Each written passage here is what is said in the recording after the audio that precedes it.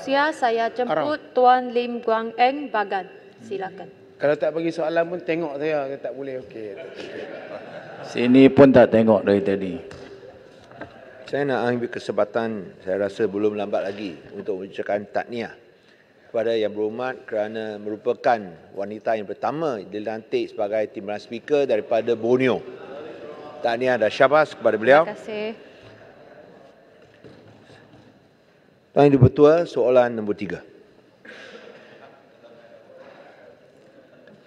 Salam sejahtera dan salam Malaysia Madani. Yang di-Pertua, menyedari keperluan tenaga kerja asing dalam keadaan amat terdesak, kerajaan amat prihatin untuk menyelesaikan masalah ini dengan serta-merta. Oleh yang demikian, kerajaan Malaysia telah melaksanakan pelan kelonggaran pengajian pekerja asing bagi mempercepatkan proses kelulusan permohonan kuota pekerja asing serta meluluskan penggajian pekerja asing bermula pada 17 Januari 2023 sehingga 31 Mac 2023 bagi sektor-sektor kritikal seperti berikut. Pertama, pembuatan. Yang kedua, pembinaan. Yang ketiga, perladangan. Yang keempat, pertanian. Dan yang kelima, perkhidmatan, tetapi hanya untuk subsektor restoran sahaja. Majikan di bawah kelima-lima sektor atau subsektor tersebut boleh mengemukakan permohonan penggajian pekerja asing melalui platform Foreign Worker Centralized Management System FWCMS di bawah modul FWE Approval. Di bawah plan kelonggaran pengajian pekerja asing, majikan-majikan yang memerlukan pekerja asing dibenarkan untuk menggajikan pekerja asing dari 15 negara sumber tanpa melalui prasyarat kelayakan penggajian dan kelayakan kuota yang dikenakan sebelum ini, termasuk pengecualian proses temuduga oleh agensi kawal selia AKS. Di samping itu, pengiklanan kekosongan jawatan di portal My Future Jobs juga telah dikecualikan berkuat kuasa serta-merta.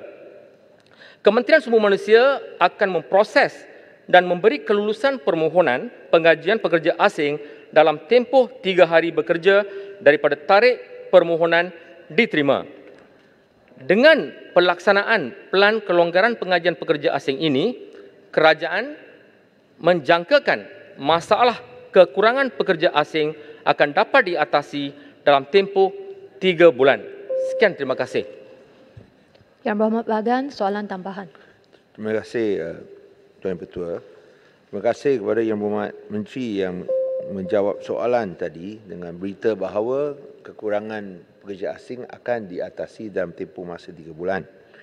Bolehkah Yang Berhormat menyatakan bilangan ejen pekerja asing yang beroperasi dan juga gariskan langkah-langkah pemrosesan pekerja asing yang telah dipermudahkan, dan adakah ia menjimatkan kos kepada majikan dan juga apakah jumlah yang dijimatkan, dan pada masa yang sama bolehkah Yang Berhormat melonggarkan tadi daripada jawapan Yang Berhormat menyatakan salah satu sektor kritikal yang telah pun dilonggarkan adalah sektor perkhidmatan, tapi hanya dihadkan kepada restoran saja. Bolehkah ia diperluaskan kepada pelancongan? Kerana banyak itu perniagaan-perniagaan berkaitan seperti hotel-hotel dan juga yang berkaitan hospitality yang berkaitan perlukan pekerja. Saya harap perkara ini bolehlah diberikan perhatian kerana sektor pelancongan memang merupakan satu dana yang amat penting bagi negara Malaysia. Sekian, terima kasih. Terima kasih Yang Berhormat daripada Bagan. Berkaitan dengan soalan tadi,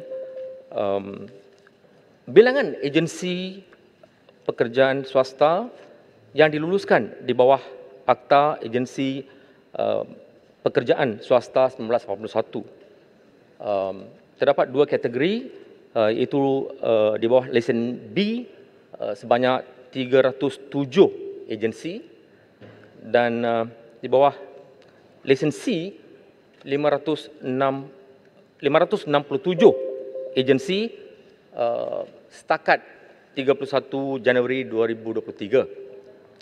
Proses untuk kelulusan di bawah Plan Kelonggaran Syarat adalah pertama, permohonan harus dibuat melalui FWCMS dan kemudiannya kelulusan akan diberikan oleh Jabatan Tenaga Kerja, kelulusan untuk pengajian. Yang seterusnya adalah pemberian kelulusan kota, kemudian pembayaran levy dan pengesahan di kedutaan negara sumber, temuduga untuk proses rekrutmen dan seterusnya ialah proses immigration, visa dengan rujukan. Berkaitan dengan industri pelancongan, perkara ini akan dipertimbangkan oleh kementerian. Terima kasih. Soalan tambahan kedua saya Kemaman. mempersilakan Yang Berhormat Kemaman. Kuala Terengganu. Kemaman. Kemaman. Okey, terima kasih Yang Berhormat Menteri di atas jawapan yang telah diberikan bagi mengatasi masalah pekerja asing. Soalan tambahan saya, apakah dasar terkini yang lebih komprehensif pihak kementerian bagi mengimbangi usaha mengurangkan kebergantungan terhadap pekerja asing dengan menghadkan keperluan pekerja asing dalam negara kita sendiri? Terima kasih. Terima kasih Yang Berhormat. Memang banyak usaha-usaha yang telah diambil oleh kementerian untuk memastikan kita tidak terlalu bergantung kepada tenaga kerja asing. Malah kita nak pastikan juga pertama sekali apakah punca kita bergantung kepada tenaga kerja asing. Satu daripada sebab ialah minat pekerja-pekerja tempatan terhadap sektor-sektor kritikal tadi. Mereka tidak mahu bekerja dalam kerja-kerja yang melibatkan 3D. Jadi itu adalah satu daripada masalah yang besar yang kita hadapi. Walau bagaimanapun kita juga cuba mewujudkan lebih banyak peluang-peluang pekerjaan yang baru kepada pekerja-pekerja tempatan dengan pelbagai kaedah ataupun mekanisme untuk memastikan kita tenaga kerja tempatan mempunyai pekerjaan yang secukupnya. Walau bagaimanapun tindakan yang diambil oleh pihak kementerian untuk membawa pekerja asing ini adalah untuk sementara waktu dan kita akan mengambil segala langkah yang mungkin untuk memastikan kadar kebergantungan negara kepada tenaga asing itu dikurangkan pada masa hadapan. Terima kasih. Soalan tambahan nombor 3.